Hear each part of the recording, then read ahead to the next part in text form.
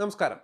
T20 ലോകകപ്പിൽ മുത്തമിട്ട Indian ടീമിന് മുന്നിലെ അടുത്ത വെല്ലുവിളി ICC ചാമ്പ്യൻസ് ട്രോഫിയാണ്. പാകിസ്ഥാൻ വേദിയാകുന്ന ചാമ്പ്യൻസ് ട്രോഫിക്കായി ഇന്ത്യ പോകുമോ എന്ന കാര്യത്തിൽ ഇപ്പോഴും വ്യക്തത വന്നിട്ടില്ല. എങ്കിലും ഇന്ത്യയെ സംബന്ധിച്ച് വലിയ പ്രതീക്ഷയോടെ കാണുന്ന പരമ്പരയാണ് വരാനിരിക്കുന്ന ചാമ്പ്യൻസ് ട്രോഫി. തുടർച്ചയായ രണ്ടാം ICC ട്രോഫി സ്വന്തമാക്കാൻ ഇന്ത്യക്കാവുമോ എന്നാണ് എല്ലാവരും ഉറ്റുനോക്കുന്നത്. ഏകദിന ഫോർമാറ്റിൽ നടക്കുന്ന ചാമ്പ്യൻസ് ട്രോഫിക്കുള്ള ഇന്ത്യൻ ടീമിൽ വലിയ മാറ്റങ്ങളാണ് പ്രതീക്ഷിക്കുന്നത്. വിരാട് കോഹ്ലിയും രോഹിത് ശർമ്മയും നെടുന്തൂണുകളായി ടീമിലുണ്ടാകും. ഗൗതം ഗംഭീർ പരിശീലക സ്ഥാനത്തേക്ക് എത്തുമ്പോൾ രോഹിത്തിന്റെ നായകസ്ഥാനത്തിന് കോട്ടം തട്ടുകയേക്കില്ല എന്നും വിവരങ്ങളുണ്ട്. അതുകൊണ്ട് തന്നെ ചാമ്പ്യൻസ് ട്രോഫിയിലും ഇന്ത്യയെ കിരീടത്തിലേക്ക് എത്തിക്കാനുള്ള ചുമതല രോഹിത്തിന് തന്നെ നൽകിയേക്കും. ഗംഭീർ വരുമ്പോൾ ടീമിൽ ചില ഉടച്ചുവാർക്കലുകൾ പ്രതീക്ഷിക്കേണ്ടതുണ്ട്. എന്നാൽ ചാമ്പ്യൻസ് ട്രോഫിക്കുള്ള ടീമിൽ ഇന്ത്യ തീർച്ചയായും പരിഗണിക്കേണ്ട ചില താരങ്ങളുണ്ട്. ഒഴിച്ചു നിർത്തിയാൽ വലിയ അബദ്ധമായി പോകുന്ന താരങ്ങൾ. ഇവരെ തഴയാൻ പലതരത്തിലുള്ള ശ്രമങ്ങൾ ഒരുപക്ഷെ നടക്കുമെങ്കിലും ഇന്ത്യ തീർച്ചയായും പിന്തുണയ്ക്കേണ്ട താരങ്ങൾ ആരൊക്കെയാണെന്ന് വിശദമായി നോക്കാം.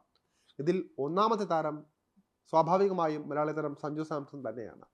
ഇന്ത്യ T20 ലോകകപ്പ് ടീമിൽ സഞ്ജുവിനെ ഉൾപ്പെടുത്തിയിരുന്നുവെങ്കിലും കളിക്കാൻ അവസരം നൽകിയിരുന്നില്ല.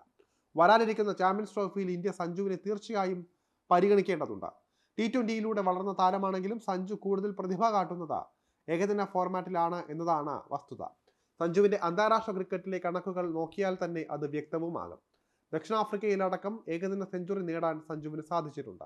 അതിവേഗത്തിൽ റൺസ് ഉയർത്താൻ ശേഷിയുള്ള സഞ്ജു പേസിനെയും സ്പിന്നിനെയും ഒരുപോലെ നേരിടുന്ന താരങ്ങളിൽ ഒരാളാണ്. അതുകൊണ്ട് തന്നെ സഞ്ജു തീർച്ചയായും ഇന്ത്യൻ ടീമിൽ വേണം. ഇനി രണ്ടാമത്തെ താരം ശ്രേയസ് അയ്യരാണ്. ടീം മാനേജ്മെന്റുമായുള്ള പ്രശ്നത്തെ തുടർന്ന് BCCI കരാറടക്കം നഷ്ടപ്പെട്ട ദേശീയ ടീമിന് പുറത്താണ് ശ്രേയസ് അയ്യർ ഉള്ളത്. ഇക്കഴിഞ്ഞ IPLൽ ശ്രേയസ് അയ്യർക്ക് കീഴിലാണ് കൊൽക്കത്ത നൈറ്റ് റൈഡേഴ്സ് കപ്പ് നേടിയത്. പ്രതിഭാശാലിയായ ശ്രേയസിനെ ഇന്ത്യ ഇനിയും തഴയാതിരിക്കുന്നതായിരിക്കും ഉചിതം.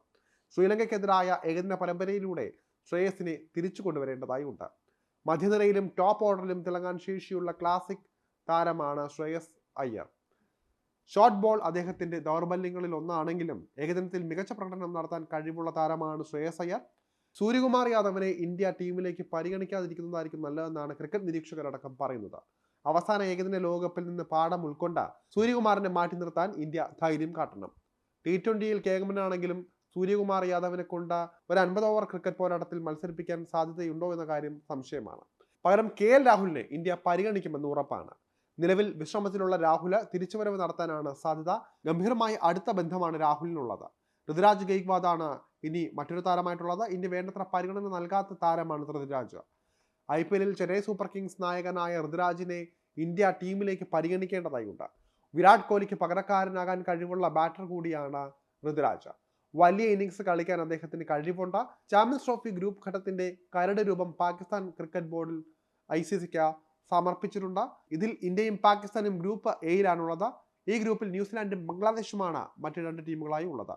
അതേസമയം ഗ്രൂപ്പ് ബിയിൽ ഇംഗ്ലണ്ട്, ഓസ്ട്രേലിയ, ദക്ഷിണാഫ്രിക്ക, അഫ്ഗാനിസ്ഥാൻ എന്നിവരാണുള്ളത്. ഇവരെല്ലാം ശക്തമായ താരനിരയുള്ള ടീമുകളുമാണ്. ഈ ഗ്രൂപ്പ് ഔദ്യോഗികമായി പ്രഖ്യാപിച്ചിട്ടില്ല എങ്കിലും ഇങ്ങനെ വന്നാൽ തീവാറുന്ന മത്സരം നടക്കുമെന്ന കാര്യം തർക്കമില്ല.